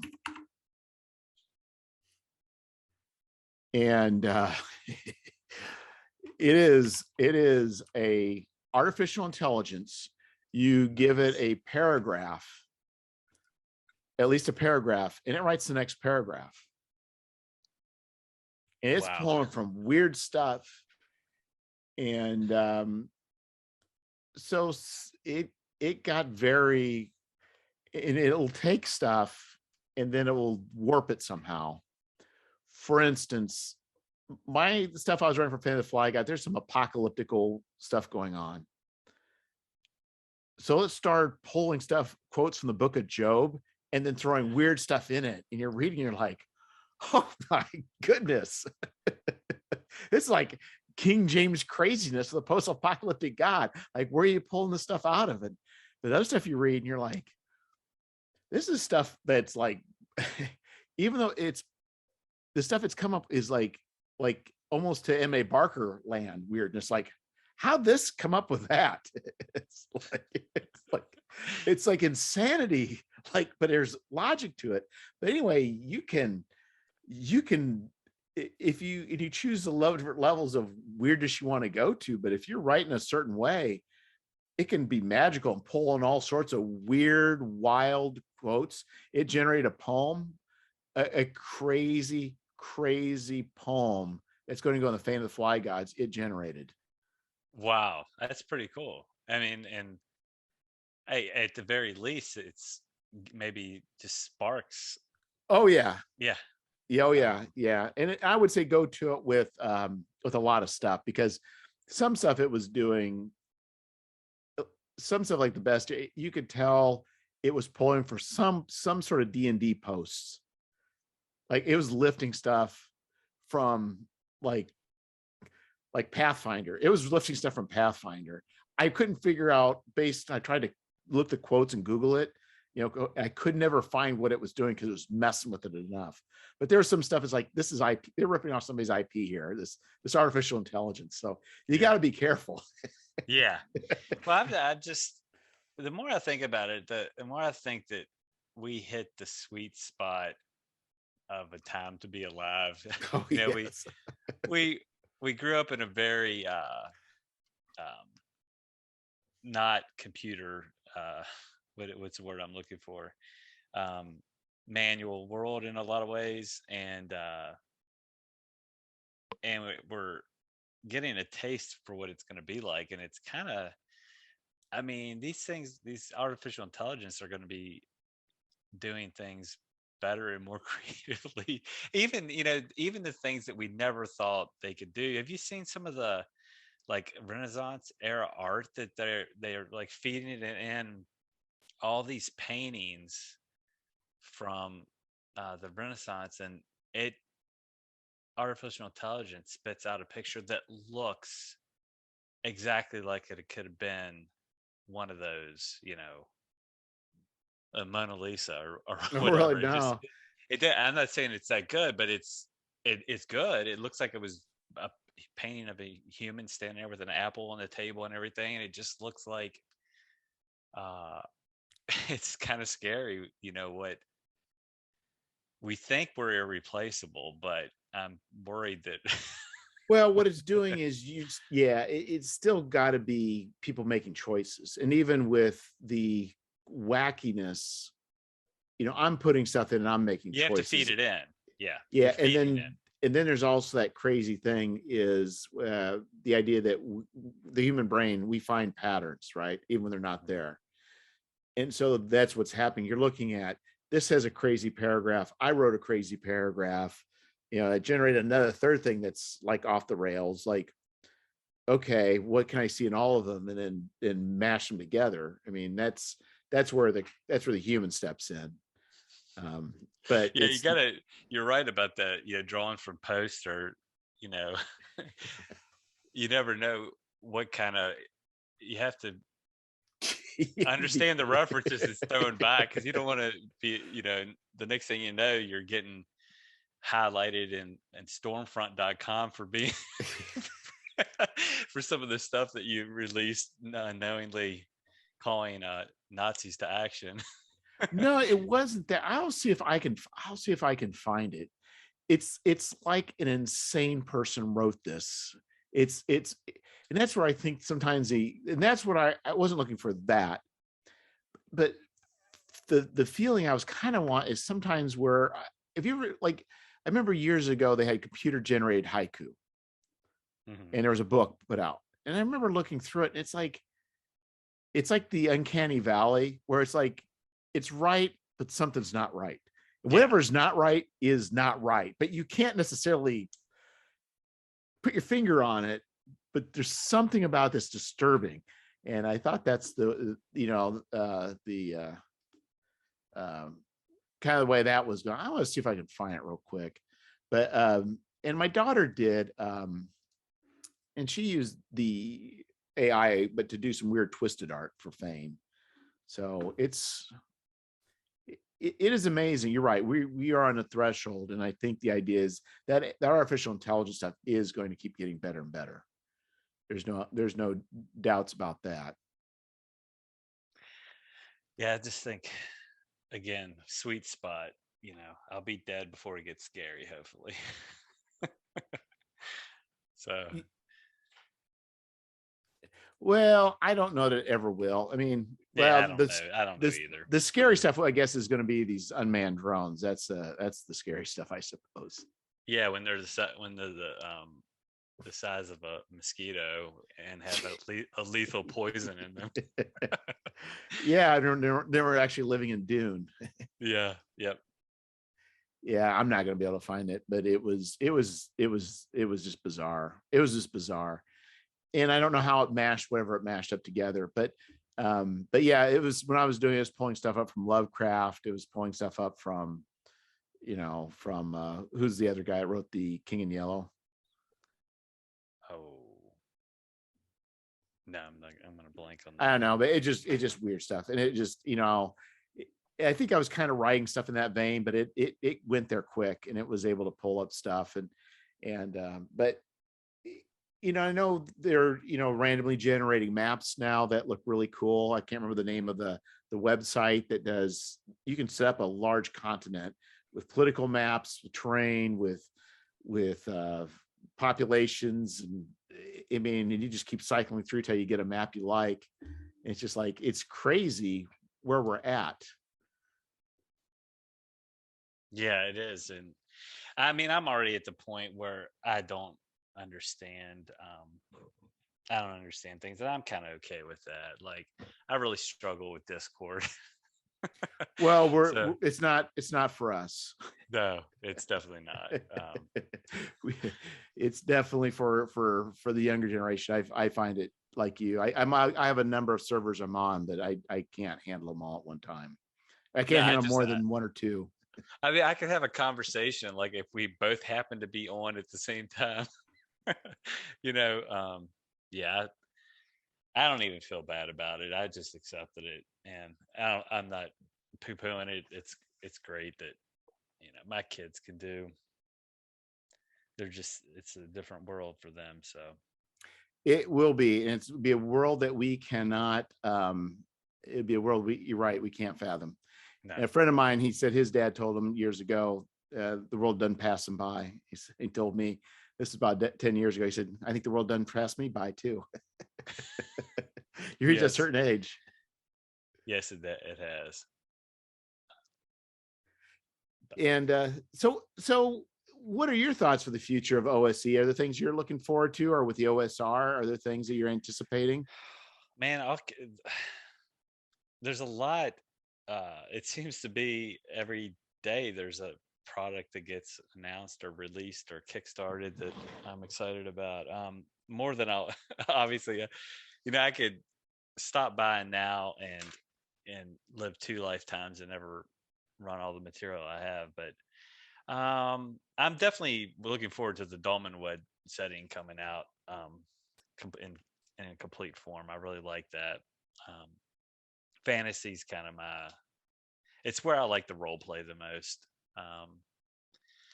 And then I can't think of anything right offhand. Just different um, different creators that I'm following. I'll be interested to see what they're coming up with. It seems like this and DCC seems to be kind of the it seems to be the ones that are kind of, I guess, more in the forefront. And it seems like a lot of content is being generated for them, but they kind of just both going in different directions, which is kind of interesting. Yeah, now I haven't got. I play in it. I was playing an MCC game. I don't have one product of theirs, and it's just strictly a financial decision.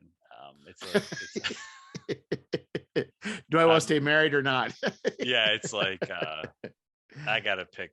I gotta settle down, and small zines released by independent creators. I really enjoy. OSE is my rule set, and I made the mistake of I got Morkborg, but I didn't get any no third party products because it's just too much. Same thing with Mothership. So I'm trying out a few things like that, but MCC and DCC I'm just avoiding completely. For financial reasons. Yeah, and I think the problem is it's a very complex rule set. If you can, well, very, but it's it seems like it's that's where I feel that I just don't have the cognitive. It's too much of cognitive load to try and. I'll play it at conventions, but as far as buying it, I just don't think I do own the PDF, but as far as running it, it's just too much. No, I'm not, and I'm not really. I don't know what it is. I just said it hasn't really grabbed me. I guess, if it did, I would be totally going down that financial sinkhole, but it hasn't. The things that people highlight that they love about it just don't seem to. Well, I'll tell you, for convention games, I don't know that you'll find a game that can match as well. I should say it's a little strong, but as far as convention games, they're great. Yeah, I mean, great. And that's the thing. Like, I just don't. I like campaigns. Like, I like developing a character and one shot. We're doing a lot of one shots now. Every other Wednesday, we're doing kind of new. I ran Cairn recently, and Troika. We're doing a bunch of different stuff. But it's like it's hard for me to really get invested in them if it's just going to be a session or two. Right. So, and I think I would run this. I've never been to a convention. You've never been to a convention? No. That's too many people. Well, I mean, I'm in Virginia. I guess there might be something in Northern Virginia going on, but no, you own a car, don't you? You own a car. I do. Those things called planes. Yeah, probably too many. Okay, too many people. We'll just go with that. There's nothing appealing to me about like going to a hotel filled with strangers, and no, it's just it's total social anxiety. I'm old enough to accept that now. Yeah, that's okay.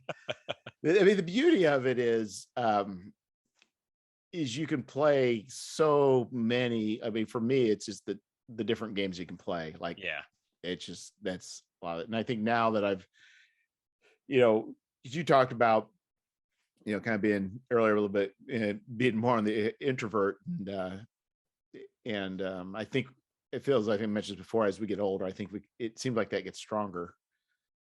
Yeah. I mean, I manage it better. I can probably hide it better, but I play with this group of guys that every other Wednesday I was running OSE, and before the session would start, and these people I know, I'm comfortable with them, I would be like, oh my God, I just don't have the energy to do this.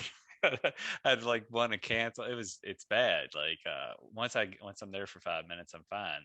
And recording podcasts are fine. But it's like, when you're DMing for a group of people, these are like adults with professions and like kids and life, and they're giving a lot of time to you. Right. They're entrusting you with the most important commodity they've got, and that's time. And like, introverts have a lot of empathy. I'm looking at them. Are they having fun? I'm like, this stuff really weighs down on me. So yeah, it's tough for sure. And that's why, listening to you talk about setting up all through All Time's Door and really taking the time to really flesh it out and be comfortable. That was like, I tried the light prep thing, and I think it would help me out a lot to just really have it locked down really well, So I was going to spend this year kind of picking something, deciding what I want to play, get Foundry, and really build it out, and be ready. I think that would help the social anxiety a lot. So.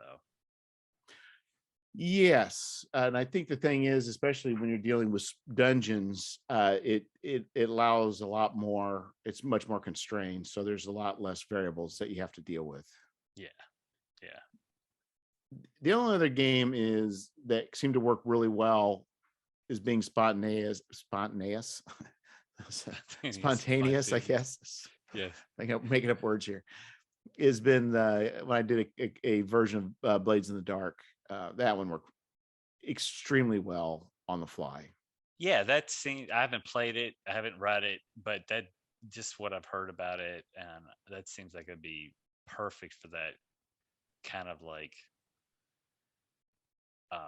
telling a tight little story, heist or whatever. Yeah. That sounds. That sounds like a lot of fun. And the beauty of it is you can use. So if you look at the Powered by Apocalypse, 6 or less is a fail, a move is made. 6 through or 7 through 9 is a partial success. It could be, a choice between. It could be a complication or choose between 2 outcomes, and the other was a success. You could combine that concept with the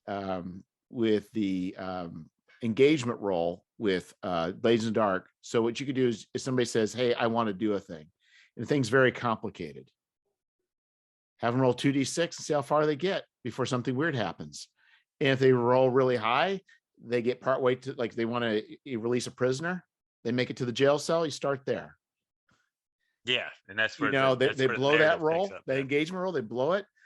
Maybe there's trouble right in the beginning. You don't have to, before they even get started, there's trouble, and something happens in between. You say, okay, something happens along the way. Somebody forgets their thieves' tools. Yeah, exactly. Exactly. And it's like, and then you don't have to play out the whole thing. You just could play out where the plan goes wrong and start from there.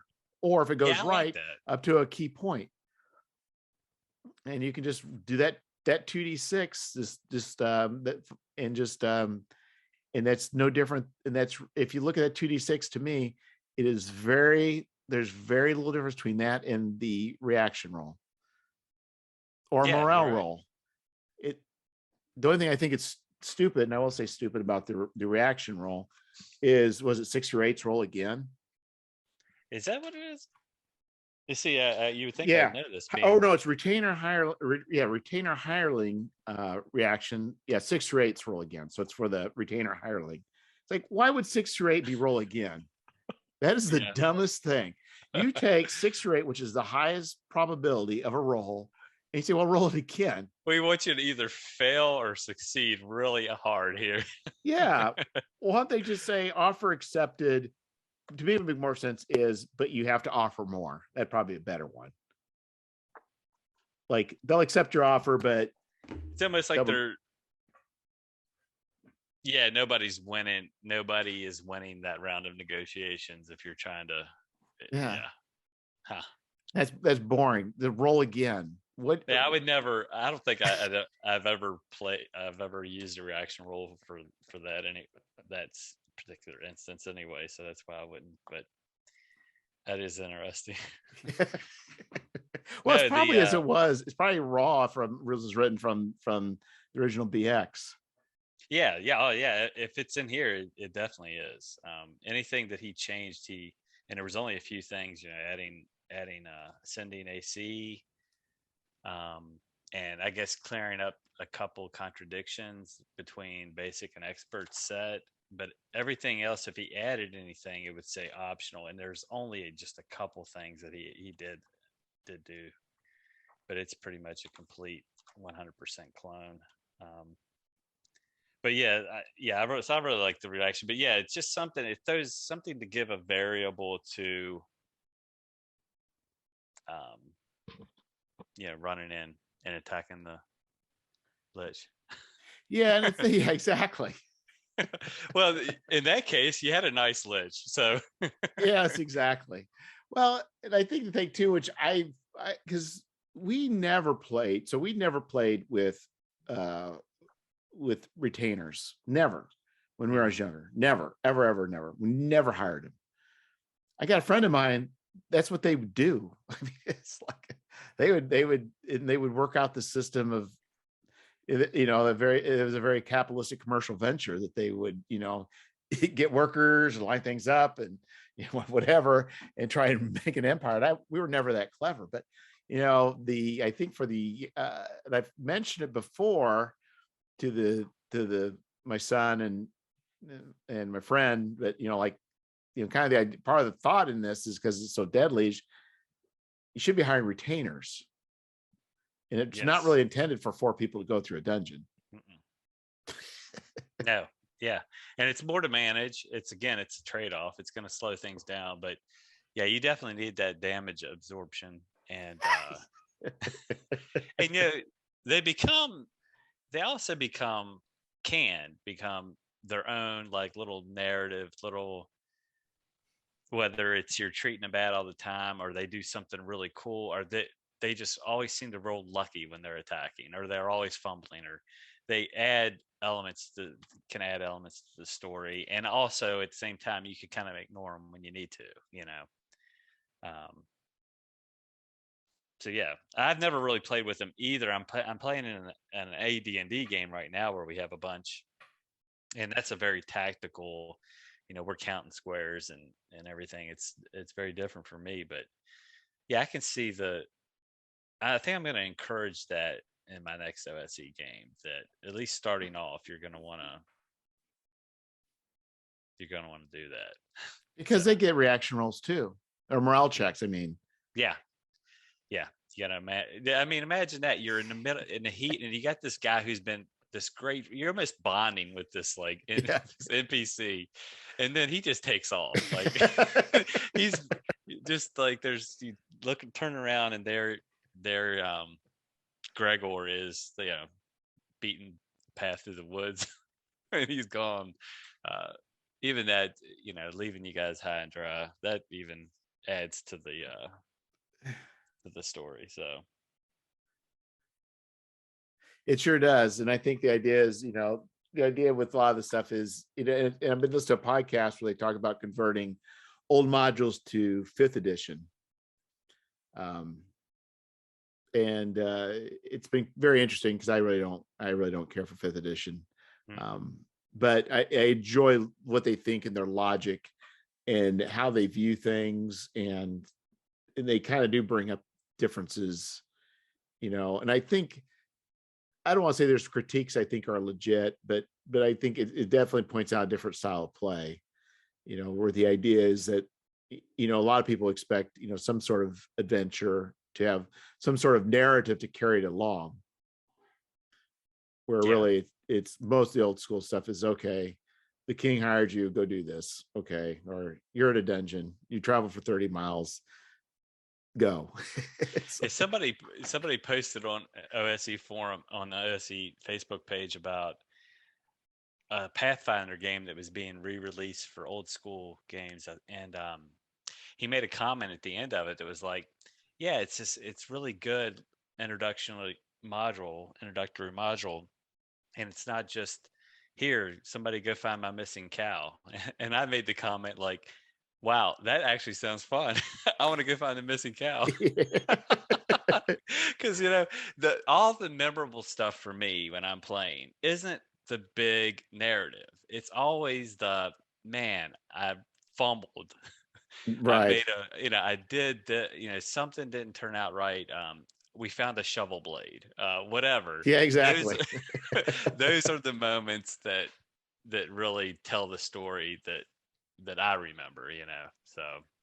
Yeah, and I think those things can emerge, and I think it also depends on some games are also probably some are more or less punishing. But I agree. Sometimes those lower stakes, I find to be more enjoyable. I think it's like going to. Do you watch like the comic book movies? Yeah, I mean, I haven't seen them all, but yeah. Right, but I mean, so it's like like you get into one. It's like, okay, we got to save the world or save the country. Then we got to save the world. The next we got to save the universe, and then it just keeps escalating to the point where it's like, I kind of like the Netflix Marvel heroes, where it's just like, you know what, this neighborhood. Yeah, I got to defend this neighborhood. Yeah, exactly. Yeah, that's a great analogy. Yeah, yeah, and like you don't have to explain why. Why is this city level to the ground? Millions of people have to be dead now. Oh, yeah, And exactly. everybody's just okay, Yeah. We're just okay with it. Yeah. Yeah. And I think that can lend to, even though I do is lead to heroic play, or old school such can lead to more, high heroic. It's just I think even no matter how level, even get up to higher levels, you're still always a little bit, fragile. There's never a point where you're like invulnerable. No. No, that's when the fun stops for me, pretty much. It's time to retire the character at that point. Get him a little stronghold. Yeah, and I think that's great. In and I don't think we ever played. We pretty much in high school just played AD&D, so we didn't the Molde, whatever it was, is what I had, but we never played it. But I think that idea really is, you hit a certain level, and then it's like you either it becomes an NPC or you become a ruler in the area, and you have some things you need to deal with, and it's at a higher level game at that point, not necessarily destroying things, but now you're King Conan. Maybe you're just no longer doing all these things. You could send your next party off to do things for you. Yeah, exactly.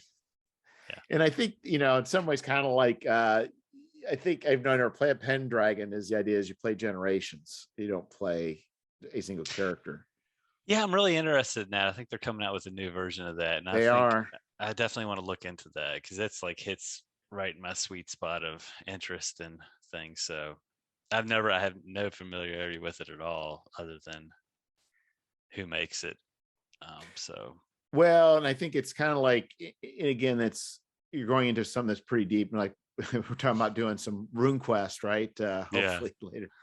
It's like you're signing up for when you probably with when you're dealing with Pendragon, it's like dealing with RuneQuest. You're signing up for just more than just rolling a few dice and killing some orcs. It's just like, oh yeah, that's what I'm worried about. But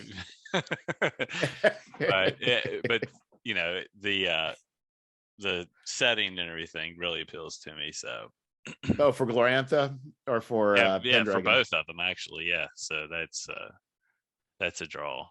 Yeah, but I'm going to learn about those settings through play. I'm not going to, even if I were to sit down and read those books, I wouldn't retain enough to be an expert. Anything, so. What I started doing is I started almost hyperventilating mentally at the Glorantha bit.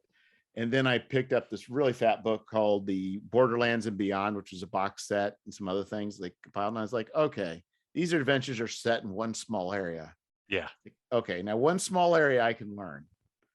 Draw your first hex and then the hexes around it. And just focus. Yeah. The It's town's like, in the center and we'll figure out what's close to it. And that's yeah, these are the only peoples you have to worry about. This is maybe the nations you have to worry about. And as far as, the cultures, you only have to worry about maybe one or two cultures. So yeah. it's just like, but anyway, what's kind of interesting about that is it's definitely a game, at least the more modern version of RuneQuest is more front heavy with character creation, because what matters is what your grandparents did and your parents. They're part of who you are, which is kind of interesting. Now the question is, how long will it take to play a single session? I don't know. Is there an actual play of that out there? Oh, we're going off the topic, but so it's interesting. So I both do a podcast, audio podcast, and I also started doing stuff on YouTube. And what I've noticed is that pretty much there's a little variation in whoever's on will vary some on the audio podcast. But that video podcast, you can tell that there's different audiences. And I had Jeff Richard on. That podcast is like 10x, more than 10x video plays than anything else. And it didn't affect my audio podcast that much. It went up a little bit, but nothing like the YouTube. And man, those two people, they love their RuneQuest. Yeah. And so there's got to be actual plays all over the place. Yeah. Well, that would be helpful going in to a new system and a new setting you're not familiar with. So yeah, I think the hard part, looking at it's not. I would probably, in my younger days, I convert to a different system probably.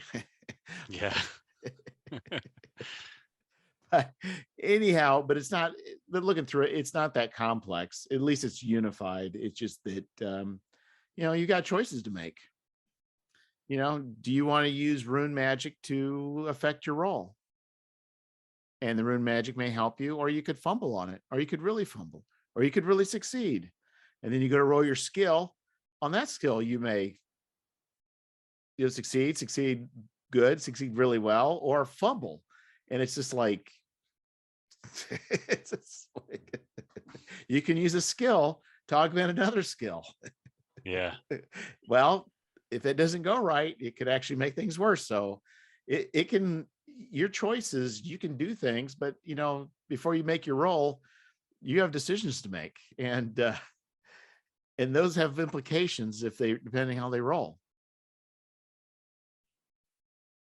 Yeah, it's you gotta be having a virtual tabletop to help you manage all this. Well, the point was originally but I may not wait, because I believe they are going to do an official version. I believe they are. There's an unofficial version, but you have to load everything by hand. So every creature has to be loaded, every spell. It's not worth it. But because the thing is, everybody casts magic. Yeah. Well, you may not want to, but everybody can cast magic. And it's a high magical world, but it's steeped in. Have you had a chance to crack it open yet? I mean, I looked through the character creation a little bit about your heritage and things like that, but no, not a lot. No. Okay. Yeah, it's just and so character creation probably isn't too bad. I mean, it's a little bit long, but it's kind of fun. But even when you roll for combat, you're rolling to hit, then you roll to parry, and if you do hit, you roll for hit location, and you roll for damage. So it's so if you had it automated through Foundry, you could just go click, make a couple choices, and zip, it'd be done. Where now it's going to be like, if there's going to be a fight, it may take a little bit to go through manually. Maybe not, I don't know, but also people don't have a lot of hit points, so it doesn't take much to dismember or to maim, dismember, or even just or just take out of commission a limb. So one hit of broadsword to your arm, you may be not using that arm anymore. You may not have an arm anymore. So it's unlike D&D. You're going to really think about this. You're going to say, you know what? Before I'm going into battle, I'm going to prepare spells. I'm going to augment with my runes. I'm going to do all these things to buff myself up because I don't want to get hit. Yeah. It sounds like the Witcher preparing for a hunt or something. Yeah. So anyway, I think we're hitting the time-space continuum, John. Yeah, it's good talking to you. It's a lot of fun. Likewise. And I've been wanting to talk to somebody about OSC, and you seem like the perfect guy. Well, next to Gavin. I hope we talked enough about it. I can always talk more about OSC. So yeah, it is definitely a clean system, and I'll hopefully be reporting back eventually with how it turns out. But no, I agree. It's amazing as far as usability, and I'm really looking forward to the post-apocalyptic. Yeah, and see what they're doing, because they're promising anything between the Road Warrior and Gamma World, anything between there. So yeah, that's a pretty big promise. Yeah, it is. Well, I don't know if you've had a chance to check out his Dolmenwood stuff that he's doing. I think that would give you a lot of faith in his ability to pull it off, because it's just fantastic. Oh yeah, I believe he's going to. What I wonder is, this is going to sound crazy. You talk about skills, is can you run Moral Project with it, which is a more realistic post-apocalyptic game. Like, yeah, now that would I have a feeling it's going to be a lot more Gonzo. Yeah, I just more science fantasy type, almost, because that's just kind of the vibe I'm getting. I have no knowledge of that. I would personally be more interested in a more realistic post-apocalyptic setting. So I don't know. I guess it remains to be seen. And I don't know if the Gavin's really talking much about it right now. So, well, all I know is that there's a page on their site that talks about it, and it just says, "We're doing a thing.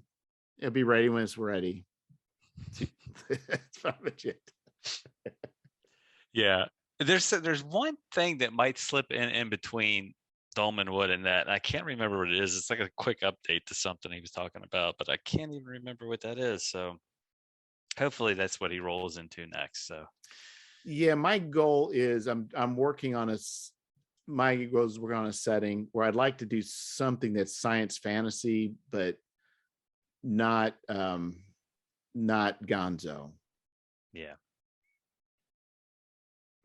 So well, there's a lot of that out there already. So the Gonzo. Yeah. Yeah. And so we'll see that works out or not. I've never my attempts at ever doing anything like that's always been an adjunct failure, but we'll see if I can just go to failure instead of adjunct failure.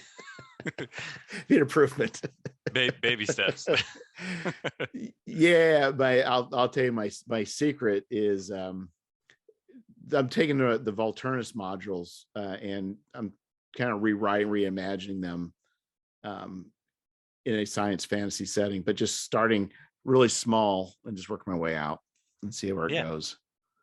But that's a good exercise to, see how it develops that way. So yeah, or just fails, but something will happen one way or the other. I'll either end in tears and bitter tears, or I'll be smile success. But anyway, great talking to you, John. All right. Yeah. Nice talking to you. Fun. And until next time, take care. All right. See you.